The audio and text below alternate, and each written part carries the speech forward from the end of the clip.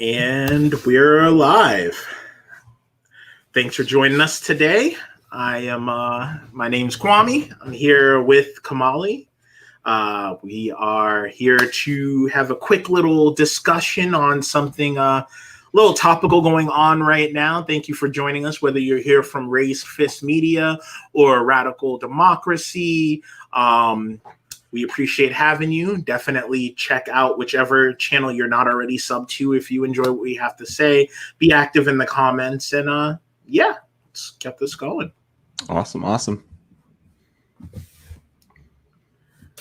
So just to set this up for folks, essentially, Ammon Bundy, if you're not familiar with him, was the son of Cliven Bundy, who a few years back, during Obama's years, he apparently there were some issue where there were some fines levied by the federal government for, these were like the Bureau of like Land Management. This is a federal bureau that manages the federal land, and their family had some cows grazing on that land, and there's supposed to be some fees associated with that, and they had some past due fees, some fines that they hadn't paid, and essentially their response to that was to sort of do an armed like standoff with the federal government, where they stood on that land and stayed there for a while and refused to move, and it was a national controversy. And this dude now recently, and these were like essentially the sort of like armed militia types that were supporting this movement. It was kind of white militia types that were supporting this movement, and they got support. People were coming in from all over the country to come in and support them and send them supplies and things like that. So this dude recently came out, and he was doing a live stream, looks like on Facebook, and he made some statements that in support of Black Lives Matter and defunding the police, and the response from his followers was their heads started to explode. But let's check out the clip, and then we can come back and discuss.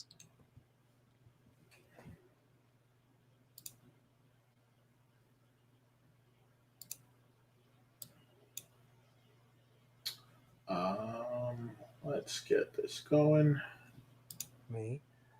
Because I simply was going to go to a rally with the Black Lives Matter in support of defunding the police, because yes, the police need to be defunded.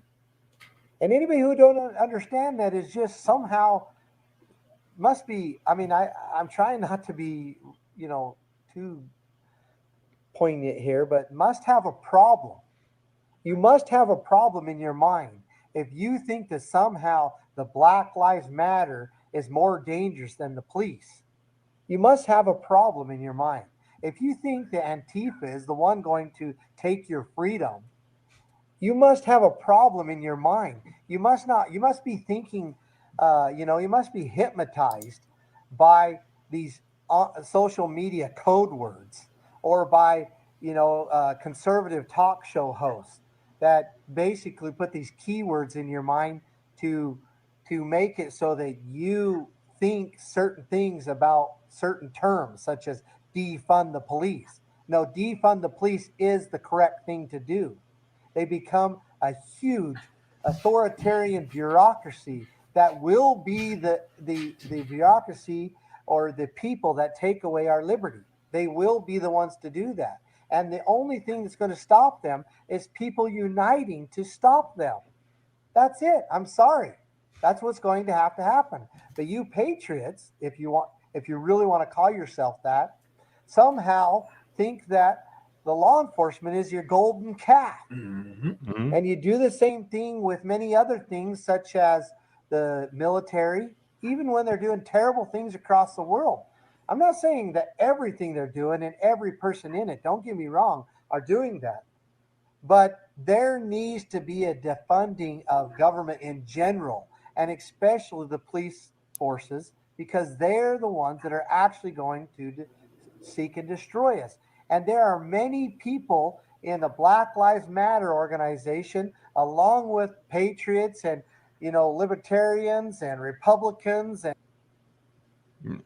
So a clip cuts out there. That's the one that's been, circulating and being shared on social media right now.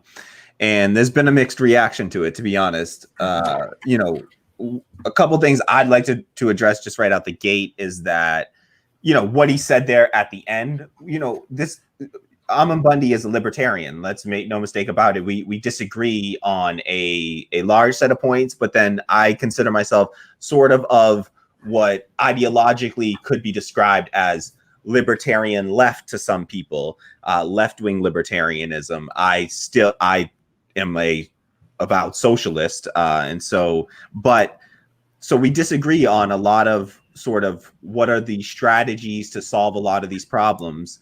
But there is some overlap in our ideology. One thing that he said at the end there that I just disagree with is, that all government needs to be defunded. That's a nuanced point where I could get into it with him, where I don't think that we can make broad sweeping generalizations like that. In this case, there are instances where government steps in and has historically been the only, a safety net or a layer of protection for many people in this country, including Black folks. Throughout history, the federal government has had to step in and do things like, override things, states' rights. And that was in defense of people. So I'm somebody who advocates for Medicare for all. And that would be, as it stands right now, something where it would be a responsibility of the government to be the single payer in that system. So I disagree with Ammon Bundy on a lot of points, and there's a lot of nuanced points. But however, on this matter, we are pretty much 100% in lockstep with Ammon Bundy there. And I think that what he said at the end was really, he said he didn't want to be too poignant, but I think his points were very poignant, in fact. And what he said at the end there about that we need to, radically defund the institutions, particularly the police and the military. I think that is, 100% accurate. And it's, and he said the way that we're going to do that is by uniting. And I thought that was a very poignant point for somebody like that to be speaking on, terms of essentially solidarity right there. And he didn't have the exact language, but what he was talking about in the middle of the video was about propaganda. He said, I think that they're putting, you might be hypnotized and they're putting these words in your head. Well, people putting those words in your head. There's a great book by Noam Chomsky called Manufacturing Consent, where he literally in great detail goes through and gives on example by example, how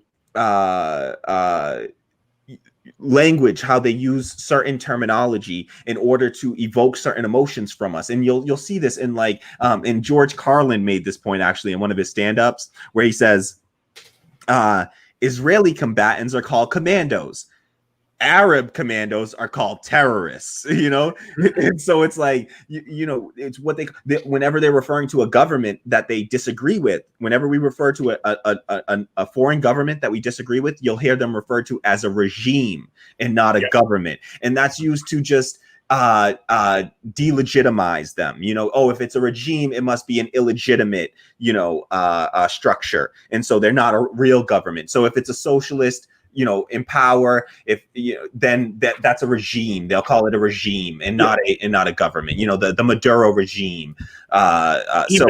Even more topically, you can look at what they're doing right now with protesters and rioters, and just how it for a lot of people that instantly colors their support on whether they're going to support these people and what they're trying to say.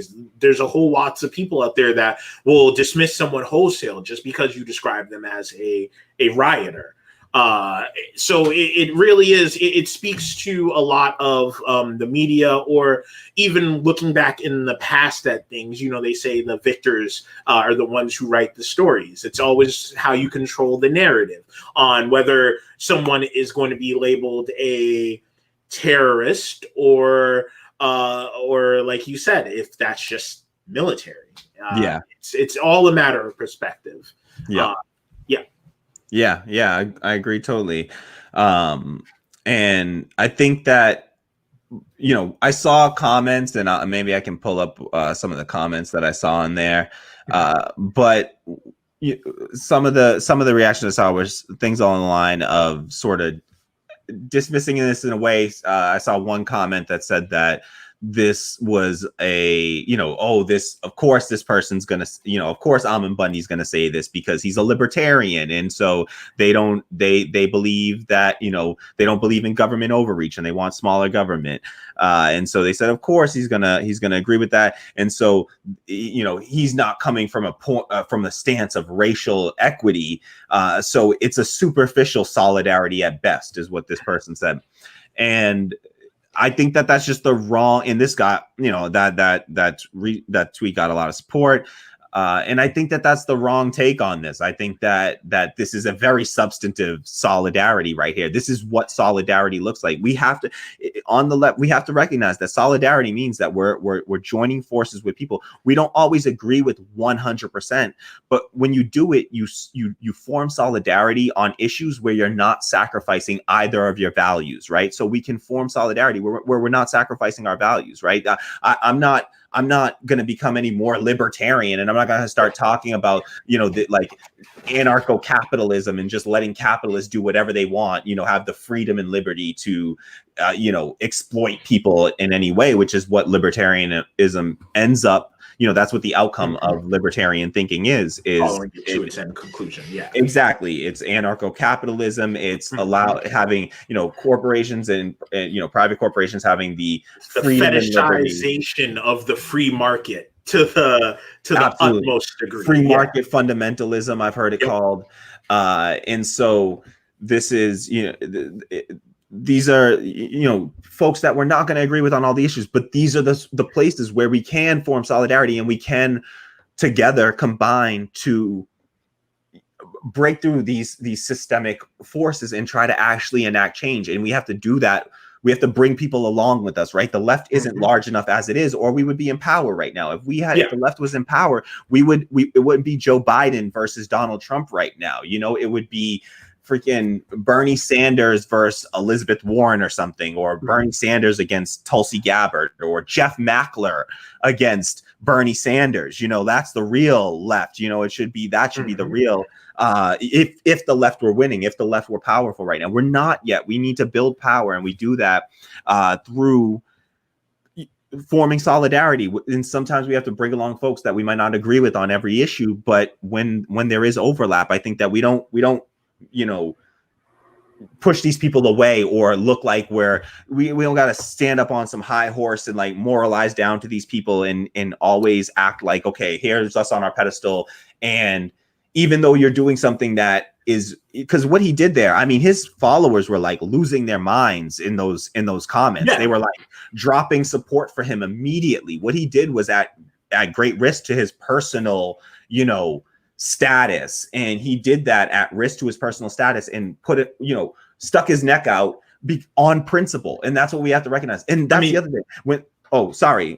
Just real quick, just the point that the person made about, of course, libertarians are gonna agree with that stance. The reality is, no, that's not the case. They oftentimes are inconsistent on these things, and I retweeted something to that effect to say, you know, they're inconsistent on issues like Black Lives Matter and immigration. Often, you know, you have a lot of libertarians that feel like the state has the liberty to draw borders and then deny people access, when true libertarian thinking has a principle of freedom of movement that says because it's about individual liberty. I actually have, interesting that you would say that, enough. I preloaded a clip when Ammon Bundy breaks with Trump on his anti-migrant rhetoric. And this dude has been consistent since November 28th, 2018. Damn. He's been consistent in his libertarian views. I've some people that I followed online who were libertarians, who I still follow because they don't have that lack of consistency. They are true in their beliefs. There's not that level of hypocrisy that you see a lot of the time that I feel like leads to a lot of the friction and pushback that led to a lot of my apathy towards this exact situation, because it is hard to feel any type of sympathy for someone's plight like this when these so-called patriots, they talk about their guns and how they keep their guns so that when the government oversteps, they can fight back against that government gone wrong. But we have people being abducted into vans. We have people being killed on the street by the government. And they're just over there like, what? And it's like, you don't stick to your guns, ironically enough. Pun intended. Pun completely intended. And I always look to those people like, hey, and we all know what it is. We know why the hypocrisy exists. It's like the all lives matter except for this class and this class, or the pro-lifers except for if you're brown or after you're born. It's a lack of consistency that it gets to be real grating eventually. And this is one of the rare times where I think we should praise this dude, because he's following his consistency to a natural point, and it is going to align him with us. And like you said, as far as solidarity, as far back as you can go, you can look at it and see that it can be important to team up for the greater good. You look at like the Bloods and the Crips and gangs coming together to in solidarity when the Black Lives Matter movement really started. You see the pictures of them standing out there together. Damn, I haven't seen that. That's wow. There's that infamous picture. I wish I had it loaded up of the Blood and Crip with their blue and their red bandanas like tied together, standing up, protesting together. And even if you want to go to fiction, Magneto and Charles Xavier were on very different sides ideologically, but when it came time to fight for the greater good, they team up. We see it all the time. Thor and Loki, it happens literally all the time. So, it can be important to have that solidarity with others. There are like non-starters, obviously, where no, you can't really come to our side when you have those views. If you want to debate with me gay rights, that's kind of a non-starter. If you're saying like gays are an abomination or don't deserve to live or you're a complete and total transphobe, like we cannot put that aside to agree to disagree long enough to fight this battle. That is a fundamental thing you need to fix first before you can come over here and fight this fight with us. But from what I've seen, he hasn't had any transgression that was anywhere near that bad where we can't welcome this dude, even though we disagree, because you never know. Him being turned on by his so-called supporters might show him like, man, I thought that I was with the right camp, but these people are way more welcoming to me. And they have the right point of view. It's exactly. We can do this without sacrificing our values. We can join forces with people and not only push inside of the current movement that we're forming solidarity within, but it opens up the potential to bring these people over to our side on other issues, because when they come in and when they come into our circles and when we join forces with them, there's going to be, discussions are going to happen. People are going to say, well, how are we? How is it that we're so much in alignment on this issue here? Maybe there's some other issues that we're in alignment on, and maybe we're not that far apart on issues as we believe. And so you can really start to, it opens up the doors for bringing people over to our side. And the thing is, the left is not big enough, so we need to bring people to our side. I just want to point out that I don't know how many of you have followed my journey as a leftist, and as I've become more radical and stepped more to the left. But I used to be in favor of gun control in my more ignorant years. I used to be staunchly against guns in a very liberal manner. It was a libertarian who started pushing me towards understanding the dangers of gun control. And I wouldn't have got there to being the proper stance on the left where I am now with my beliefs on guns, which I'm sure we'll cover in another video a little bit deeper. I don't want to bog down too much on that. But it was a libertarian who kind of pushed me there. I almost want to shout him out because he's big enough that I see people follow him and retweet him in his own in the political world, but I don't have his consent, so I won't.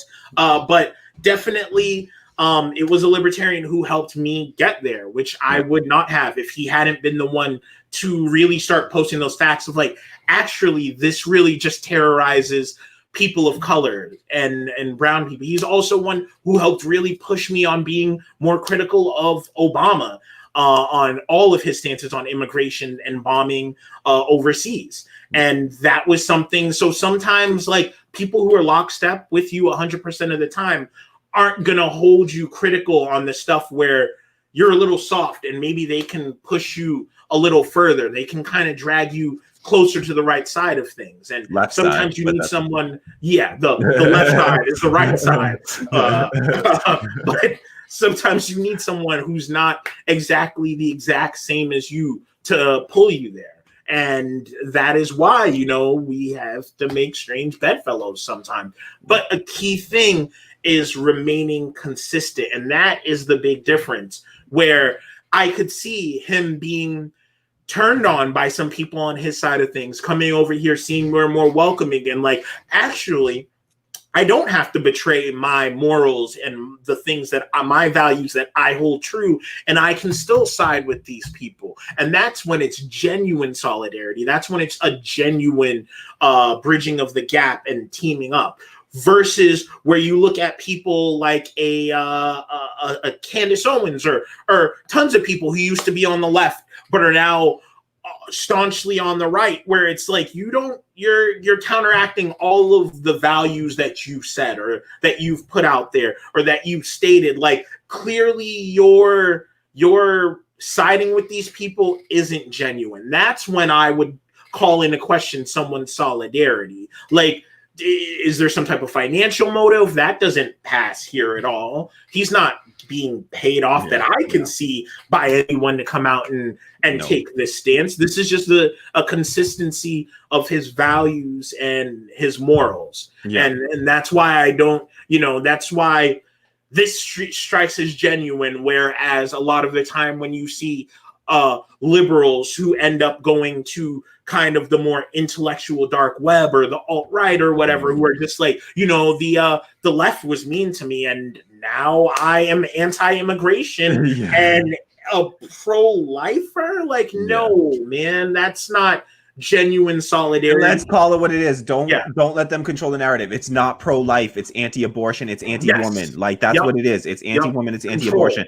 And again, I'll shout out George Carlin has a great stand-up bit on this. If you search George Carlin anti-woman, he'll talk about where he talks about pro-life is actually anti-woman. That's all it was about. Mm-hmm. It's about controlling women, and so let's not let that. It's they have an anti-abortion stance, not a pro-life stance. These people, and George Carlin in that stand-up, he also says, if you're pre-born, you're good. If you're preschool, you're fucked. And that's what the conservative mindset is. It's like, as soon as you're out of that womb, like, fuck you, you're on your own. Anything that happens to you, carceral state, whatever the case is, like, fuck you. No welfare, no social safety net, bootstraps and bullshit. Which is literally the person that invented that phrase has come out and said, like, listen, the whole point of the phrase is that it's an impossible thing to do. Try to pull yourself up by your bootstraps. Go ahead, try to do it. It's an impossible thing to do.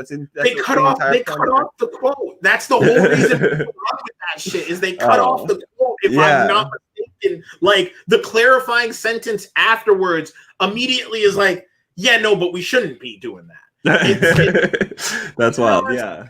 It's nonsense. Yeah. No, so it's just taken out of context, and I definitely there's just essentially we just need to be on a that ideology has just been debunked thoroughly, and we recognize that this whole pull yourself up by the bootstraps mentality is a joke. But yeah, it's all about consistency and morals. That's where I've always tried to be. That's where I draw my lines and check whenever I check something, with the rare occasion where Austin Walker, who I always shout out, and if you don't follow him yet, you should probably follow him, on a recent Waypoint had discussed something about hypocrisies and how it's not inherently terrible to be a hypocrite as long as you can acknowledge it and point out where and why the hypocrisy is there. If you still want to stand by it, then okay, but as long as you're not kidding yourself, and I'll greatly say that I have some stances and views where I'm slightly hypocritical on, but it really depends, and there's some nuance there where there can be room for being a hypocrite every now and again, especially when you elaborate on that nuance. Like, there's hypocrisy in me being a prison abolitionist, but also wanting to see pedophiles and war criminals locked up. And I don't think it's hypocrisy. There's inconsistencies that aren't really necessarily outright hypocrisy. It's just that we are these ideas aren't always fully formed, one thing. And I do try to make a point to say, like, when my ideas, I feel like they are fully formed versus when they're like sort of like 50% there, or sometimes they're just like 10% ideas, and like you don't really, you're just kind of, it's initial reaction, it's early impressions, and you don't have a really fully formed idea. And I think on some of these issues, I notice we got 4 people on the stream right now. If you're here, thank you so much for being here. Please do me a favor, like, subscribe wherever you're watching this from. If you're on YouTube, click that like button, subscribe. We're up to 5 now. Please hit that like button and subscribe. Thank you so much for being here. We really appreciate it. So we have some comments, actually. Yes. Okay. Yeah. Let's go through a few comments. Thanatos says, great commentary about solidarity and libertarianism, etc. By the way, really solid points in phrasing, like fetishization of the free market and anarcho-capitalism. And we don't need to agree on every single point, but to agree to be on the same side for one thing, without sacrificing our own values, is true solidarity for those issues. Beautifully said. Oh, that's so cool. Wait, whoa. That's I did it. Yep, I'm seeing guys. If you see us freaking out and geeking out as a little aside, we're gonna step out. We're so new. We are trying a new software that makes everything flow much beautifully. If you had seen our previous video. So just bear with us. Let me say on that point, this is early. You're sort of jumping in on the ground level of this project of ours, and what we are, if you would like to help us to grow this and to be able to produce this in a better way, give you a better quality output, that's what we'd love to do. And the way to do that is by, if you can afford it, please do us a favor, throw us a few bucks on Patreon if you can. Usually the links are in the description box of the video. I don't know if the link is in the description of the box of this video.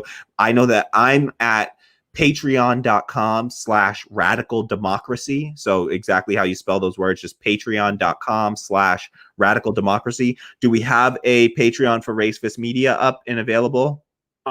We do. I will update or throw it in the comments because I do not have it at hand.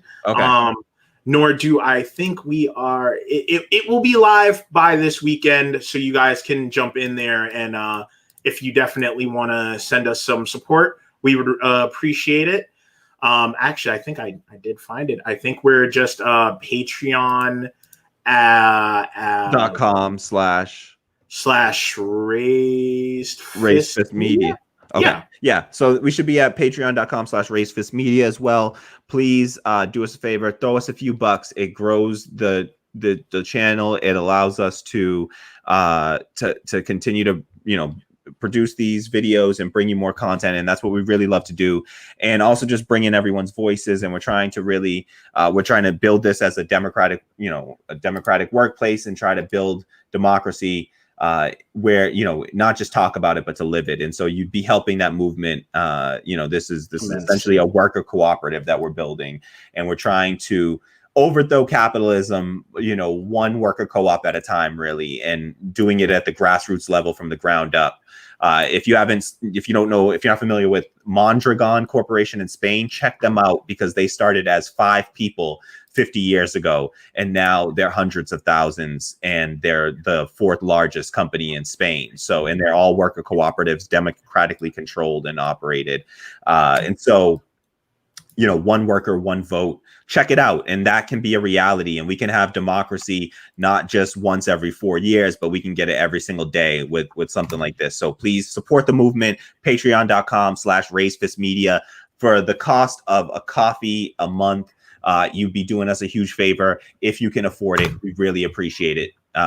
So, and if you can't do that, please just like, subscribe, and most importantly, share the stream. Please share the stream with, share it on your social media, friends, wherever you can. Please share and hit that like button. I don't see enough likes on this, so please hit that like button and subscribe. I want to see more likes on this. It helps it feeds the YouTube algorithm, and it allows more people to see this. So just by hitting that like button, you're doing us a big favor and letting more eyes get on this stream and helping us grow. So please do us that favor. Hit that like button, subscribe, hit the notification bell if it's not too annoying for you. And get those notifications so that whenever we're going live or whenever we post a new video. So thank you so much. We dropped a link to that in the comments to the Patreon for Raise Fist Media. So please go there, drop us a few bucks if you can. We really appreciate it so much. And we'll give you a shout out to every Patreon donation, donor that we get. We'll give you a shout out on a stream or in one of our videos. And we'll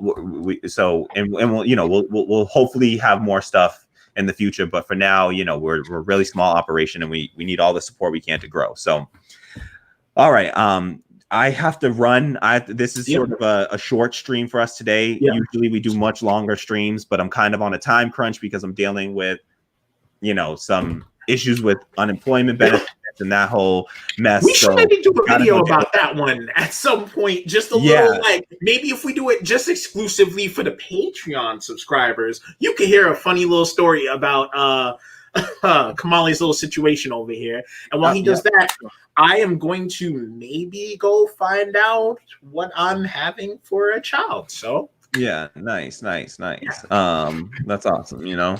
So do that. We'll get back to you. We'll be there. We'll hang out soon. We'll all chat soon. Thank you so much for being here. If anyone has any more comments, please drop them in there now. We'll read any comments that we see before we go. I think that's everything. And we really appreciate you being here. You could be anywhere in the world, but you're here with us, and we appreciate that. So thank you, y'all. Thanks. Yep. Any last thoughts, Focus? No. I appreciate all of y'all. Underneath right there, you should see my email.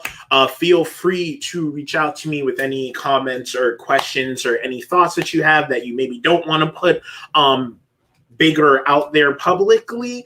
And especially if you have any questions about really anything you'd like to hear us discuss. We're going to be coming up with a lot of good shows and videos and segments coming soon, heavily focused on politics and things going on. We're also going to be having on our other same channel, but different wing, the Raised Fist Media gaming section. We'll do some cool stuff over there. So if you have anything related to gaming, politics, nerd culture, the way they all intersect, definitely send me your thoughts or questions, and maybe we'll answer it on a podcast or a video coming up soon.